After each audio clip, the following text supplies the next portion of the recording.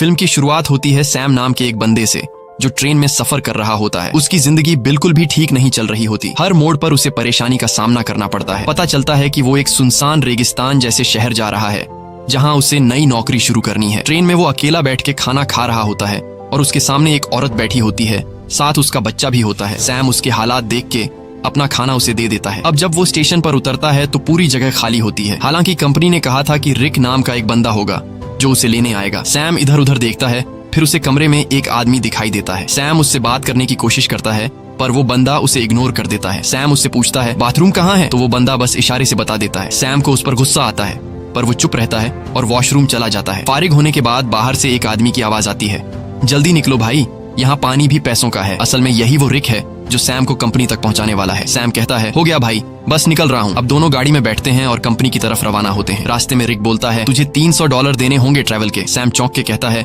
यार कंपनी ने तो कहा था $200। रिक गुस्से में कहता है अगर 300 दे सकता है तो ठीक, नहीं तो उतर जा। सैम सोचता है कि कोई दूसरा रास्ता तो है नहीं, तो वो मान जाता है। थोड़ी देर बाद गर्मी बहुत ज्यादा हो जाती है। सैम एसी ऑन करने की कोशिश करता है। रिक तुरंत गुस्से में कहता है हाथ मत लगाना एसी को वरना इंजन बैठ जाएगा। अचानक गाड़ी का टायर पंक्चर हो जाता है। रिक खुद कुछ नहीं करता और सैम से कहता है चल टायर तू बदल। सैम मजबूरी में टायर बदलने लगता है। इसी दौरान वो देखता है कि एक कुत्ता दूसरे कुत्ते को मार रहा होता है। ये देखकर सैम बहुत ज्यादा डर जाता है। रिक आता है और कहता है ओ भाई कांप क्यों रहा है, ये होता रहता है। फिर वो जख्मी कुत्ते को खुद मार देता है ताकि उसे और तकलीफ ना हो। सैम बड़ी मुश्किल से टायर बदलता है, फिर दोनों वापस गाड़ी में बैठते हैं। रात को फ्यूल भरने के लिए गाड़ी रोकते हैं और वहीं रात गुजारने का प्लान बनाते हैं। दोनों लकड़ियां जमा करते हैं, आग जलाते हैं। रिक पूछता है तू इतनी दूर कंपनी क्यों जा रहा है। सैम कहता है यार जिंदगी बहुत मुश्किल चल रही है, मैं चाहता हूँ किसी का मोहताज न बनूं और मुझे यकीन है कि उस कंपनी में मुझे कोई अच्छी जॉब मिल जाएगी। रिक कहता है तू एक अच्छा इंसान है, लेकिन जिस जगह तू जा रहा है ना वहाँ सब खून चूस लेते हैं, सीधा बंदा वहाँ बचता नहीं। सैम कहता है चलो देखते हैं क्या होता है। अगले दिन फिर सफर शुरू होता है। अब सैम ड्राइव कर रहा होता है। रिक सो जाता है। गर्मी ज्यादा होने की वजह से सैम चुपके से एसी ऑन कर देता है। थोड़ी देर बाद इंजन बैठ जाता है। रिक जाग जाता है और सैम पर गुस्सा हो जाता है। ओ भाई मैंने तुझे कहा था ना एसी को मत छेड़। वो गुस्से से गाड़ी से बाहर निकल जाता है। सैम भी उतरता है और रिक से माफी मांगता है। रिक को और गुस्सा चढ़ जाता है, बोलता है चुप कर, तेरी आवाज ना सुनूं। इसके बाद सैम पेशाब करने जाता है। थोड़ा दूर जाकर वो एक चमकता हुआ पत्थर देखता है। करीब जाकर जब वो गौर से देखता है तो पता चलता है कि ये तो खालिस सोना है। वो फौरन रिक को बुलाता है, ओए इधर आ, चेक कर, कहीं मैं सपना तो नहीं देख रहा। रिक जैसे ही देखता है शॉक हो जाता है। वो लाइटर निकालता है, आग जलाकर चट्टान पर रखता है, बोलता है अगर काला हुआ तो नॉर्मल पत्थर वरना खालिस सोना। चट्टान जैसी की तैसी रहती है, मतलब सोना कंफर्म। अब दोनों सामान निकालते हैं, गड्ढा खोदने लगते हैं ताकि सोना निकाल सके। पूरी ताकत लगाते हैं लेकिन चट्टान हिलती भी नहीं। रिक रस्सी की मदद से सोने को गाड़ी से बांधने की कोशिश करता है ताकि खींच सके, लेकिन रस्सी टूट जाती है क्योंकि सोना भारी होता है। इसके बाद दोनों लगे रहते हैं, सारा दिन खुदाई करते हैं। अब सूरज डूबने लगता है। रिक कहता है जल्दी से लकड़ियां जमा कर क्योंकि जंगली कुत्ते आसपास घूम रहे हैं, रात को हमें काट लेंगे। अगर हम आग जला लें तो वो डर के भाग जाएंगे। दोनों लकड़ियां जमा करते हैं, आग जलाते हैं, खुशी में गाने बजाने और नाचने लगते हैं। रिक सैम को गले लगाकर कहता है तुझे मैं फुल एसी वाली कार दिलाऊंगा। रात को वो लोग बैठकर प्लान बनाते हैं। रिक कहता है ये सोने की चट्टान बहुत बड़ी है, अगर हम महीनों भी खुदाई करते रहें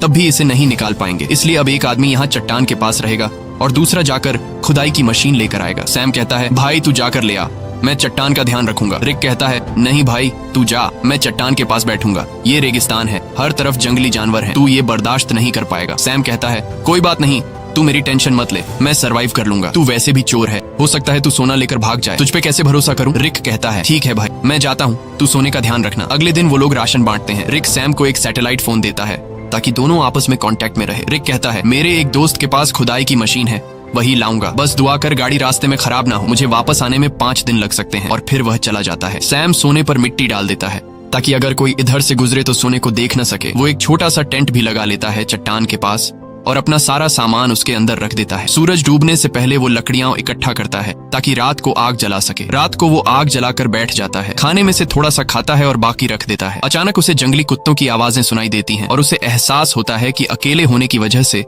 वो आसान शिकार है। वो डर जाता है और चाकू हाथ में लेकर सो जाता है। अगली सुबह सूरज की तेज धूप से उसकी आंख खुलती है। बहुत गर्मी और थकावट होती है, नींद पूरी नहीं हुई होती और सूरज की तपिश उसकी स्किन जला रही होती है। तभी सैटेलाइट फोन की बेल सुनाई देती है। सैम दौड़कर फोन तक जाता है लेकिन कॉल कट चुकी होती है। वो टेंट में बैठा सोने को देख रहा होता है और सोचता है कि सोना बेचकर सबसे पहले एक बड़ा घर खरीदूंगा। फिर सैम पास के इलाके में घूमता है। थोड़ी दूरी पर उसे एक क्रैश प्लेन दिखाई देता है। वो फौरन उस क्रैश प्लेन के पास जाता है और वहीं रहने का फैसला करता है, लेकिन वहां से सोने की चट्टान उसकी नजरों से दूर होती है। इसलिए वो प्लेन के कुछ टुकड़े उठाकर चट्टान के पास एक टेंट बना लेता है। सैम कुछ देर के लिए आराम करने लगता है ताकि पानी की बचत हो और थकान कम हो। अचानक बाहर से कुछ ऐसी आवाजें सुनाई देती हैं जैसे कोई सोने की चट्टान चोरी कर रहा हो। वो बाहर निकलता है लेकिन कुछ नहीं होता। चट्टान वैसे की वैसे होती है। वो चट्टान के पास बैठ जाता है। तभी उसे एक आइडिया आता है कि क्यों न चट्टान से एक सोने का टुकड़ा काट लिया जाए। सैम पत्थर उठाकर सोने को तोड़ने लगता है और वो सोने का एक बड़ा सा टुकड़ा तोड़ने में कामयाब हो जाता है और उस पर से मिट्टी साफ कर अपने पास रख लेता है। इसी दौरान रिक की कॉल आती है। सैम बोलता है, ओ भाई तू है कहाँ? सूरज ने मेरा हाल बुरा कर दिया है। रिक कहता है, यार इंजन खराब हो गया है, थोड़ा लेट हो जाऊंगा। सैम कहता है, जल्दी कर, प्यास से मर जाऊंगा। रिक कहता है, मुझे आने में थोड़े दिन और लगेंगे, और फोन काट देता है। रात को सैम आग के सामने बैठा होता है तो कुत्ते चारों तरफ से आवाजें निकालने लगते हैं। सैम को डर लगता है कि कहीं सब कुत्ते एक साथ हमला न कर दें। वो हाथ में जलती हुई लकड़ी पकड़ लेता है ताकि कुत्ते भाग जाएं। वो रात भर कुत्तों के डर से जागा रहता है। सुबह होती है, वो सोना चाहता है लेकिन सूरज ने उसकी खाल जला दी होती है। दर्द से वो सो नहीं पाता। वो पानी पीने जाता है लेकिन पानी भी बहुत कम बचा होता है। इतने में वो देखता है कि एक सांप उसकी तरफ आ रहा है। वो उसे मारने की कोशिश करता है ताकि खा सके, क्योंकि खाना भी लगभग खत्म हो चुका होता है। लेकिन सांप को मारते वक्त पानी की बोतल गिर जाती है और बस थोड़ा सा पानी बचता है। फिर वो दोबारा प्लेन वाले एरिया में जाता है, उम्मीद करता है कि शायद कुछ खाने पीने को मिल जाए। तभी वो देखता है कि दूर से एक इंसान आ रहा है। वो फौरन अंदर जाकर प्लेन में छुप जाता है, लेकिन वो इंसान प्लेन के पास आ जाता है और सैम को बाहर आने को कहता है। करीब आकर पता चलता है कि वो तो एक लड़की है जो उससे बात करना चाहती है, लेकिन सैम उससे बात करने को तैयार नहीं होता। लड़की पूछती है, तुम यहाँ बैठकर क्या कर रहे हो और यही जगह क्यों चुनी? सैम कुछ नहीं कहता, बस चुप रहता है। थोड़ी देर बाद सैम लड़की से कहता है कि वो इस प्लेन में रह सकती है और खुद वहां से चला जाता है। लड़की कहती है, तुम मुझसे कुछ छुपा रहे हो। वो सैम के पीछे पीछे चलने लगती है और उसके साथ कैंप तक पहुंच जाती है। वो बार बार सैम से पूछती है, तुम यहाँ कैसे पहुंचे? अब सैम घबरा जाता है। वो सोचता है, इससे पहले कि ये सोना देख ले, किसी तरह इसे यहाँ से भगा दूं। सैम लड़की से कहता है, क्यों आई हो मेरे पीछे? यहाँ तुम्हारी कोई जरूरत नहीं है, तुम्हें यहाँ से चले जाना चाहिए। लड़की कहती है, मैं तब तक नहीं जाऊंगी जब तक ये ना पता चल जाए कि तुम मुझे यहाँ से भगाने की कोशिश क्यों कर रहे हो। जरूर तुम मुझसे कोई राज छुपा रहे हो। उसी वक्त उसकी नजर सोने पर पड़ती है। वो कहती है, अच्छा तो ये बात है, पूरे सोने के मालिक बन बैठे हो, ये सारा खजाना अकेले ले जाओगे? अब मेरी बात सुन, मैं तब तक यहाँ से नहीं जाऊंगी जब तक इसमें से मुझे आधा हिस्सा नहीं मिलेगा। सैम को गुस्सा आ जाता है। वो डंडा उठाता है और सीधे उसके सिर पर मारता है। लड़की वहीं मर जाती है। सैम सदमे में आ जाता है। उसे यकीन नहीं होता कि उसने लालच में आकर किसी को मार डाला।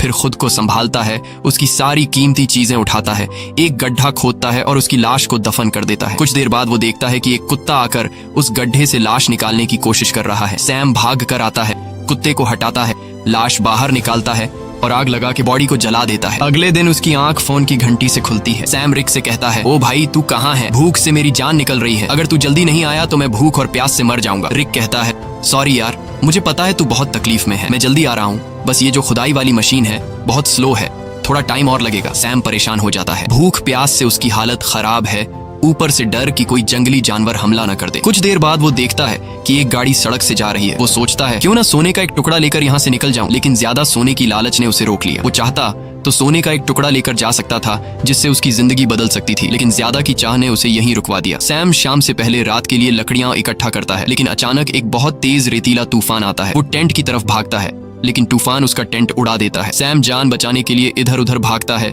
लेकिन तभी एक पेड़ उस पर गिर जाता है। तूफान रुकने के बाद सैम खुद को मिट्टी में दबा हुआ पाता है और एक लकड़ी का टुकड़ा उसके पेट के आर पार निकला होता है। पर सैम के मन में सोने की लालच इतनी भर चुकी थी कि वो पेट से लकड़ी निकालने के बजाय सीधे सोने की जगह की ओर जाता है। वो चारों तरफ सोने को ढूंढता है और आखिरकार एक टुकड़ा मिल ही जाता है। सैम खुशी से झूम उठता है। फिर वो अपने पेट से लकड़ी निकालता है और जख्म से बहुत खून निकलने लगता है। वो कपड़े का टुकड़ा लेकर जख्म बांधता है, लेकिन खून रुकता नहीं। मजबूरी में वो आग जलाकर एक डिब्बे का टुकड़ा गर्म करता है और जख्म पर लगाता है। इससे सैम को इतनी तकलीफ होती है कि वो बेहोश हो जाता है। थोड़ी देर बाद होश आता है। उसे हर तरफ वही लड़की दिखती है जिसे उसने मारा था। अब उसका दिमाग घूमने लगता है। उसे समझ नहीं आता कि ये सच है या फिर वहम। तभी फोन बजता है।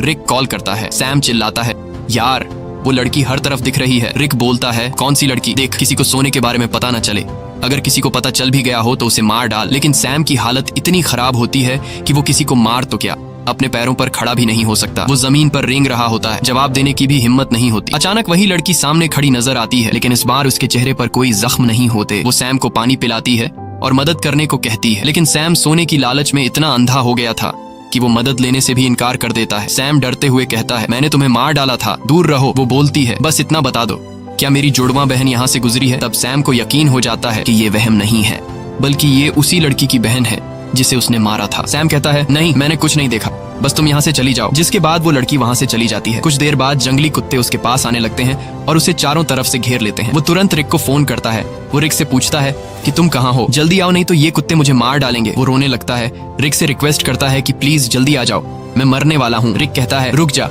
मैं बस पहुंचने वाला हूँ। तभी अचानक कुत्ते हमला कर देते हैं। एक एक करके सब उसे नोचने लगते हैं। यहाँ हम देखते हैं कि रिक सैम से दूर बैठकर दूरबीन से सब कुछ देख रहा होता है। असल में वो कई दिन पहले मशीन लेकर वहाँ पहुंच गया था और बस वो सैम के मरने का इंतजार कर रहा था ताकि वो अकेले सारा का सारा सोना ले जा सके। जिसके बाद रिक छिप कर खड़ा होता है। वो देखता है कि सैम को जंगली कुत्ते घसीट कर ले जा रहे हैं। तब भी सैम सोने की तरफ देख रहा होता है। जिसके बाद जंगली कुत्ते सैम को नोच नोच कर खा जाते हैं। रिक को जब पक्का यकीन हो जाता है कि सैम मर गया है, वो गाड़ी लेकर सोना उठाने आता है, लेकिन अचानक एक तीर आकर